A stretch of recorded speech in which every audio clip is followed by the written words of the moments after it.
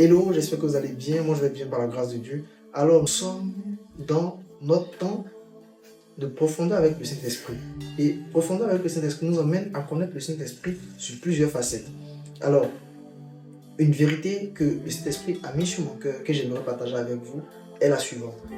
Dans Jean 4, le verset 23 à 24, Jésus était en train de dire ici, mais l'heure vient, et elle est déjà venue, où les vrais adorateurs adoreront le Père en esprit et en vérité. Car ce sont là les adorateurs que le Père demande. Dieu est esprit. Et il faut que ceux qui l'adorent en esprit et en vérité. Alors, le constat qui est fait, c'est que les gens limitent les adorateurs aux personnes qui chantent.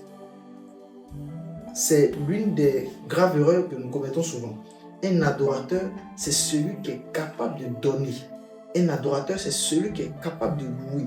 Un adorateur, c'est celui qui est capable de pouvoir rendre gloire à l'entité qu'il adore. Alors, pour montrer cela, Dieu lui-même, dans Jean 3, le verset 16, la Bible nous dit « Car Dieu a tant aimé le monde, il nous montre comment on adore.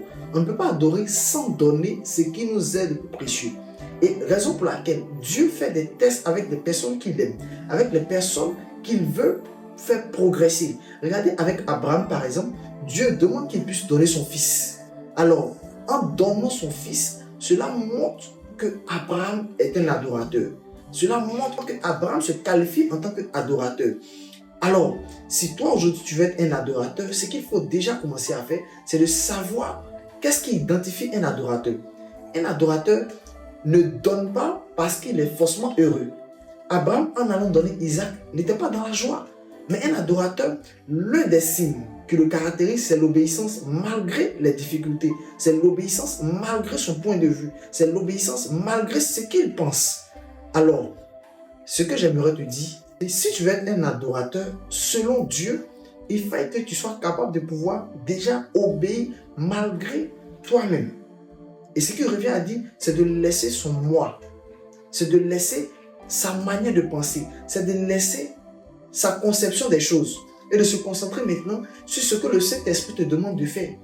Pour toi, aujourd'hui, ça peut ne pas être de donner un fils, mais ça peut être de donner ta vie entièrement à Christ. Cela va montrer que tu es un adorateur. Quand Jésus parlait à la femme ici, il n'y avait pas des chantres, il n'y avait pas des musiciens et autres. Mais il disait à la dame, les vrais adorateurs adoreront le Père en esprit et en vérité. Parce que le Père, il est esprit en fait. Donc il fait que ton esprit soit en conformité avec l'esprit de Dieu. Ce qui va te permettre de pouvoir adorer. Parce que tu ne peux pas adorer une personne que tu n'entends pas. Tu ne peux pas adorer une personne qui ne te donne aucune information. Ce qui revient à dire, il faut que tu commences à lire ta Bible. Il faut que tu commences à méditer. Il faut que tu puisses avoir des temps de qualité avec le Saint-Esprit. Il faut que tu commences à avoir des temps où tu ne parles pas, mais le Saint-Esprit te parle. Parce que toutes les fois que tu t'approches du Saint-Esprit, soit c'est pour lui demander quelque chose te concernant, pas même des choses qui lui concernent. Mais avec ce genre de comportement, avec ce genre d'attitude, tu ne peux pas être un vrai adorateur. Donc j'aimerais te dire, je récapitule pour te donner 3 points assez importants. Le premier point, c'est l'obéissance. Le deuxième point, c'est la capacité à entendre celui qu'on adore. Et le troisième point, c'est le fait de se laisser conduire. Parce que tu peux entendre sans te laisser conduire. Le fait de se laisser conduire par le Saint-Esprit et laisser sa propre volonté.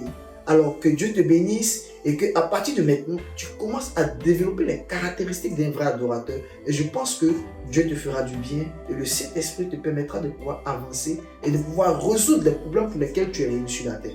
Que Dieu te bénisse. Bonne journée à toi.